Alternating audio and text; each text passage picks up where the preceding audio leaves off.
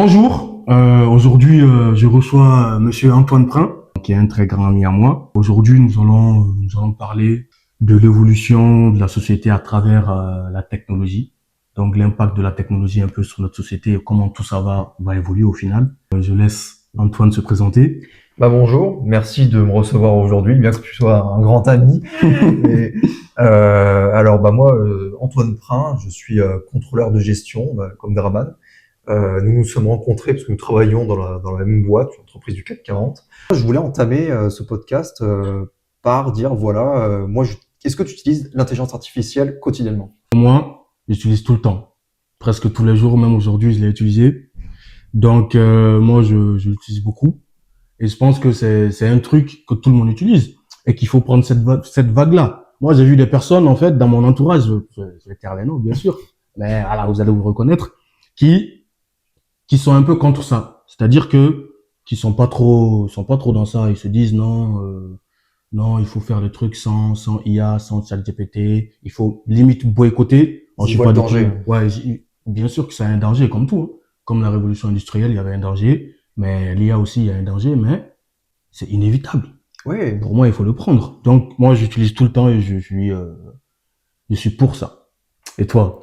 Moi, écoute, je te rejoins un peu sur le fait que effectivement, je l'utilise tous les jours également. C'est vraiment l'assistant, je vais pas dire parfait, mais presque, Ouais. sur énormément de tâches. Et c'est vrai que ça pose la question par rapport à ce que tu viens de dire. C'est totalement compréhensible qu'il puisse y avoir des craintes par rapport à ça. Est-ce qu'on aura toujours du travail dans oui, 20-30 ans, c'est quoi? ça. C'est ça. Moi, je pense qu'on aura toujours du travail, mais ça va évoluer. Ce sera plus le même, je pense. Faut s'adapter. Moi, j'aimerais revenir sur les propos d'Elon Musk qui a été dit il y a à peu près 6 mois.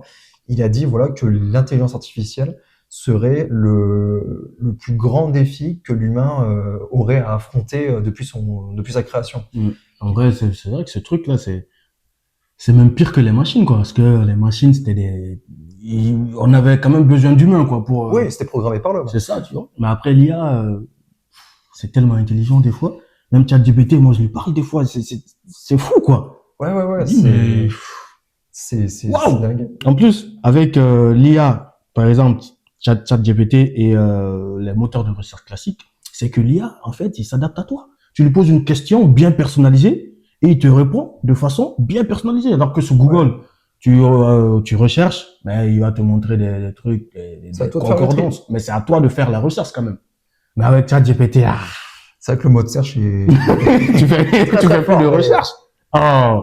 Mais est-ce que ça pousserait pas aussi à devenir fainéant? C'est ça aussi. À être un peu plus fainéant. C'est vrai que c'est une discussion que j'avais eue avec un ami, c'est que quel est le pouvoir de ChatGPT sur le fait de te rendre incompétent? C'est-à-dire de prendre les compétences qu'il faut et de les faire à ta place. Et finalement, que tu sois plus qu'un outil de copier-coller, quoi. Ouais, c'est vrai, hein. C'est vrai que ça abrutit pas mal, on va pas se mentir. Est-ce qu'on ne désapprend pas finalement? Bah oui, parce qu'au final, est-ce que tu as besoin d'apprendre aussi? C'est ça la question avec ChatGPT. Non, mais c'est vrai que ça pose des questions. Oui, en vrai. Et notamment de structure de l'économie et des métiers. Il y a plein de métiers qui vont disparaître. Est-ce qu'aujourd'hui, on aura besoin demain d'une secrétaire, ou même, moi je vois, il y a une entreprise qui s'appelle Téléperformance qui emploie, je crois, 500 000 personnes, si je me trompe pas. Corrigez-moi dans les commentaires. Et 500 000 personnes uniquement pour répondre au téléphone, faire le démarchage téléphonique, tout ça. Demain, est-ce qu'on aura encore besoin de ça si l'IA peut pas répondre directement au téléphone? C'est fou, hein. Et ça va aller crescendo, hein. Et même, j'ai entendu dire qu'il y a une entreprise en Chine, là, qui avait comme PDG une IA, quoi, qui se laissait diriger par une IA. Je te jure, sincèrement. Ça, c'était en 2023. Ça, c'est presque flippant, ça. Bah oui, c'est fou, quoi. Et même récemment, sur les réseaux sociaux, j'ai vu quoi? J'ai vu qu'il y avait des enfants chinois qui se baladaient avec des IA et tout, pas des IA, mais des robots. Qui se baladaient avec des robots, qui jouaient souvent avec. Ça pose des questions. Ce sent que pour moi, l'enfance d'un être humain, c'est très important. C'est très important pour moi, tu vois. Il faut une structure sociale. C'est ça. Chez nous, il y a un proverbe bambara qui dit, je sais pas comment traduire ça en français, c'est L'enfant, c'est comme de l'argile. L'enfant, c'est comme de la terre cuite. Oui. Si tu le modèles et qu'après le vent souffle dessus, eh ben, tu peux plus le modeler encore. Oui. Si tu veux le changer, il faut que tu le casses encore. Oui, oui. Donc, c'est très compliqué, c'est très, ouais, c'est primordial. Mais bon. C'est très important. Et également l'avenir des professeurs. Ouais. Est-ce que professeur restera un métier vraiment aussi utile qu'avant, quoi? C'est quand même dingue d'arriver à dire ça, quand même. Ouais. Ouais, mais je pense que oui. Après, il y aura toujours des professeurs. Après, Oui. je pense que ça va changer. Même nous, nos métiers, contrôleur gestion, Oui, je pense ça que va ça changer. évoluer, Même aujourd'hui, on le voit. Même, t'as plus, c'est assez facile, quoi. Même pour apprendre, pour automatiser les tâches, c'est assez facile. Et même maintenant, on a une nouvelle façon d'apprendre. Aujourd'hui, tu dois avoir une base. Et après, de cette base-là, tu peux vite comprendre certains concepts. Oui, c'est vrai. Tu vois. Donc, moi, je pense que la façon d'apprendre va changer. Tout va changer, mais ça va juste évoluer, moi, je pense. Hein. Oui, c'est vrai que ça va évoluer. Et j'aimerais t'amener sur une deuxième partie, la deuxième partie du podcast. C'est aujourd'hui, on se rend compte qu'il y a de plus en plus de célibats, de Mais, célibats, en fait. Antoine. Mais non, mais c'est vrai. Mais sur quel sujet tu m'amènes, là? Non, mais je disais ça parce que Mais c'est intéressant, ça. est-ce que l'IA va jouer un rôle dedans aussi? Tu vois, est-ce qu'il n'y a pas un risque? On voyait, c'est un cas un peu insolite, hein, c'est absolument pas une généralité, mais il y a une femme qui est tombée amoureuse de ChatGPT. Je veux dire, est-ce qu'on n'a pas là un risque psychologique? Oui, bien sûr qu'il y a un risque psychologique. Et même toi, je pense que tu t'es un peu attaché à ChatGPT, Antoine.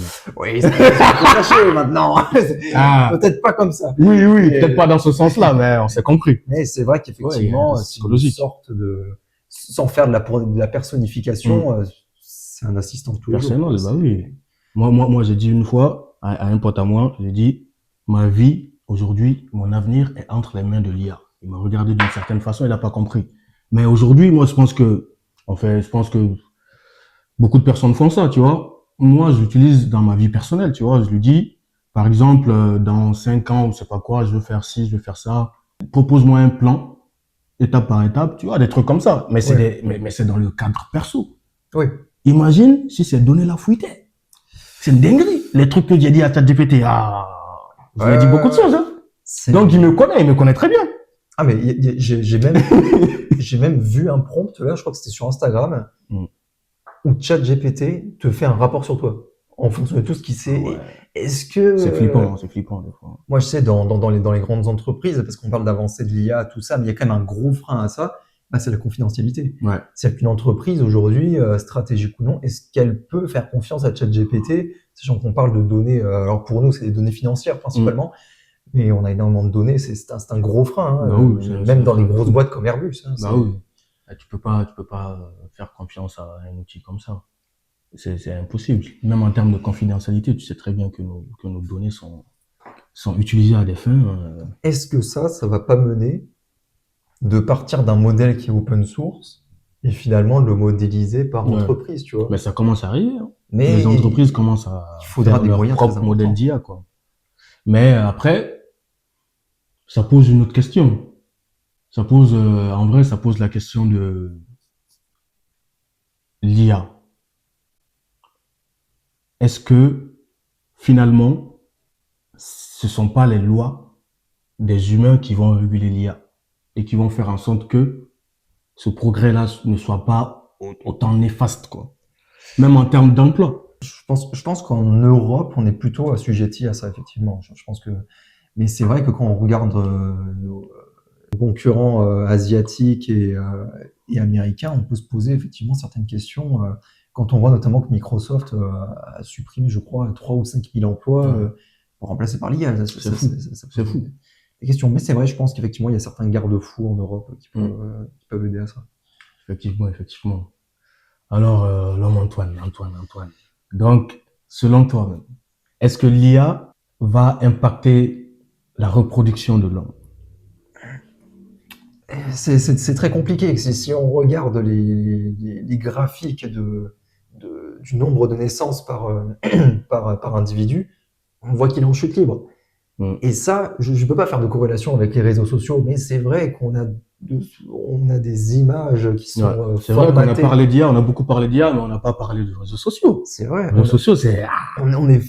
Enfin, peut-être pas forcément, mais je veux dire, j'ai l'impression que dès le plus jeune âge, on est formaté par des images de perfection, en fait. Et j'ai l'impression encore plus chez les femmes, où il faut être vraiment parfait. Il faut être parfaite. Et puis l'homme, il doit être riche. C'est vraiment le modèle. Et même quand tu vas sur Insta, tu vois des gars qui sont comme ci, ils sont musclés, ils sont comme ça, ils ont des abdos. Après, il faut savoir faire la part des choses. Mais moi, je pense que le cerveau, il va voir quelque chose. En fait, on voit quelque chose et puis on l'imprime. Oui. On l'imprime. Donc, même inconsciemment, contre notre gré. Contre notre gré, le fait de scroller tout le temps, de voir des choses, ça t'impacte. Ouais. Ça t'impacte, mais c'est concret, c'est réel. C'est concret. Ça, je me pose des questions notamment là-dessus. Est-ce que finalement, le taux de naissance ne risque pas de baisser très fortement? On voit le cas en Corée du Sud, c'est dramatique. Hein, le pays n'a a un siècle devant lui, je crois. C'est voilà. C'est comme ça.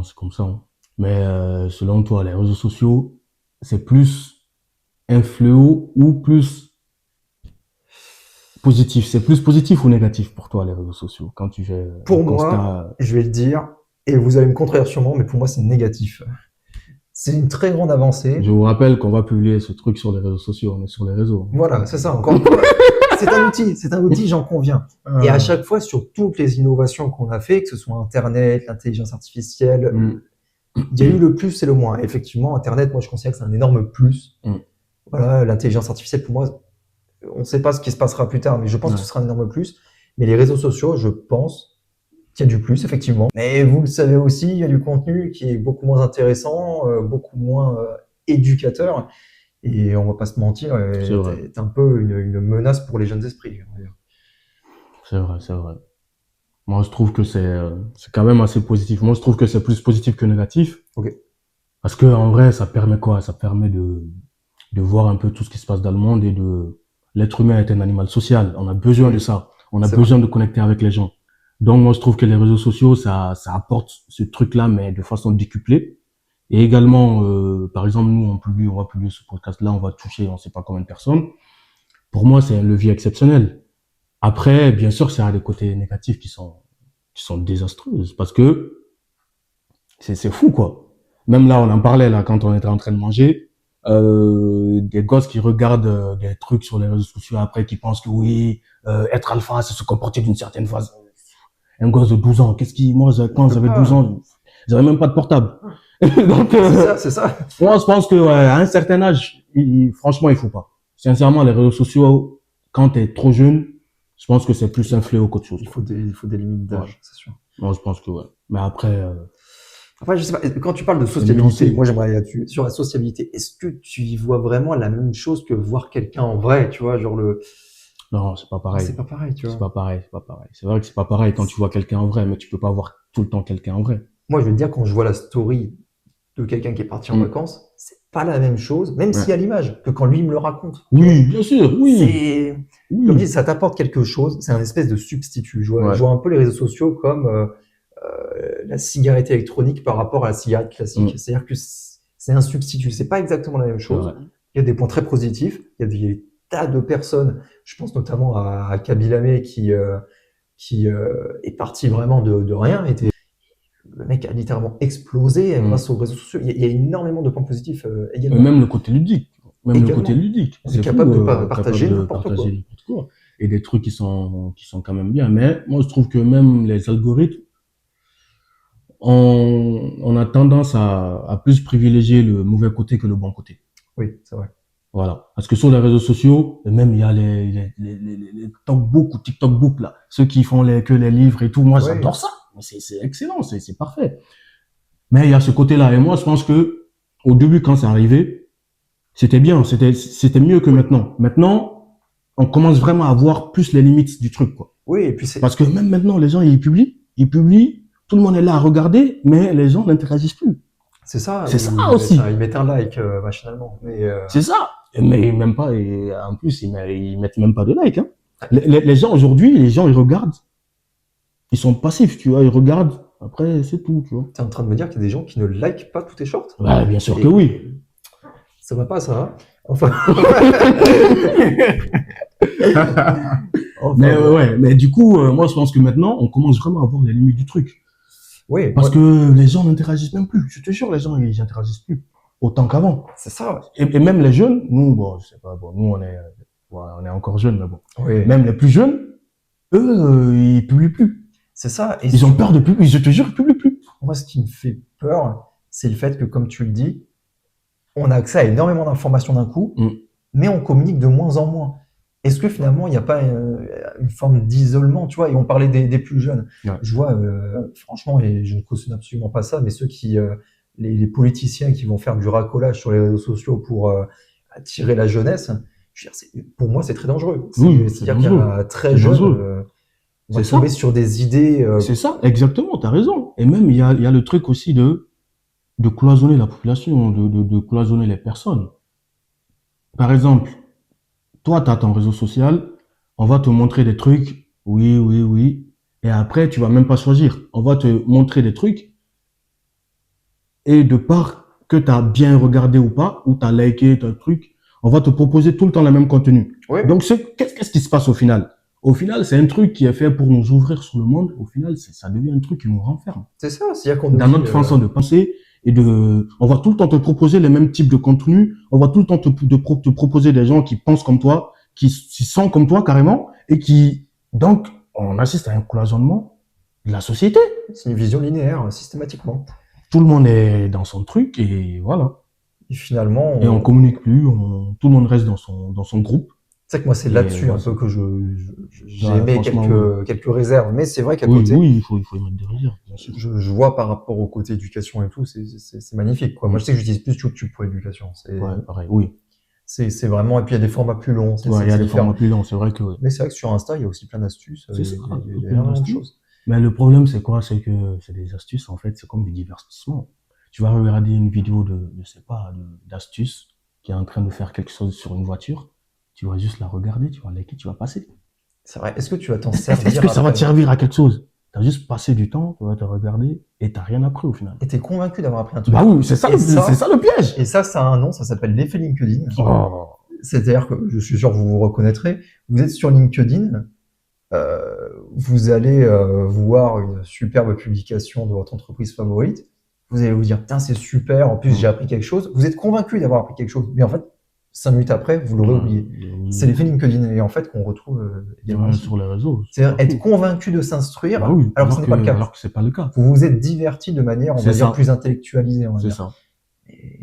Mais c'est à ça qu'on assiste, hein. C'est comme ça, c'est comme ça. C'est dans le monde dans lequel on vit, hein. Comme je le disais, ce sont des grands défis auxquels nous allons nous confronter. Donc, la question finale, là, là, c'est le final. On va clôturer. Comment tu vois le monde dans quelques années? Je suis quelqu'un de naturellement très optimiste. Je suis quelqu'un de très optimiste et je vois beaucoup d'avancées, notamment dans le secteur médical, dans beaucoup de secteurs. Mais effectivement, pour moi, on va avoir une longue phase où, à mon avis, la psychologie humaine va se dégrader et on va avoir beaucoup de problématiques qui ne seront plus liées à des problèmes, on va dire, physiques, mais des problèmes, on va dire, mentaux, des problèmes de société. Pour moi, c'est ça qui va prendre beaucoup d'ampleur. En revanche, je pense qu'en termes d'innovation technologique et autres, je pense qu'on va vivre le plus grand siècle, l'un des plus grands siècles jusqu'à présent, quoi, pour moi. Et toi? Pareil que toi, j'ajouterais juste que moi, je suis un peu pessimiste. Ça sera pire qu'avant. Parce que avant, on a assisté à des croissances exceptionnelles, l'après-guerre, les trente glorieuses. On a assisté à tout ça, baby boom, tout ça. Et moi, je trouve qu'aujourd'hui, on est dans une phase où on est dans la phase descendante, en fait. Je dis pas que ça va tout le temps descendre. Oui. Mais là, on est dans la phase descendante. Oui, on est sur une phase de décroissance. Ouais, c'est ça. Moi, je pense que oui, dans 10 ans, ce sera. Tu penses qu'on les aura trucs seront plus chers. En plus, je pense qu'on commence à atteindre certains plafonds de verre. Oui. Par rapport au système capitaliste, tout ça, la folie des crédits, la folie de la monnaie scripturale. Voilà, la folie de la spéculation. tu pars sur d'autres sujets. Ah oui, mais c'est tout est très lié. intéressant. Mais c'est tout très est lié. intéressant. Tout est lié. Tout est lié. Tout est lié. C'est vrai que je m'étais jamais posé vraiment la question, parce que pour moi, c'est le modèle vraiment, on va dire, numéro un, mais est-ce que le capitalisme, ça va continuer, quoi? Bon, Du moins, comme on le connaît actuellement. Ah oui, prochain Ce épisode. sera on le va tout prochain dire. épisode. On va tout dire. Bon, merci beaucoup de nous avoir écoutés. Franchement, merci à vous. C'est un premier essai, soyez indulgents. Premier essai, soyez indulgents. Mais pour les critiques constructives, nous sommes preneurs, On bien sera sûr. toujours là. Donc, sur ce, paix sur vous. Ciao.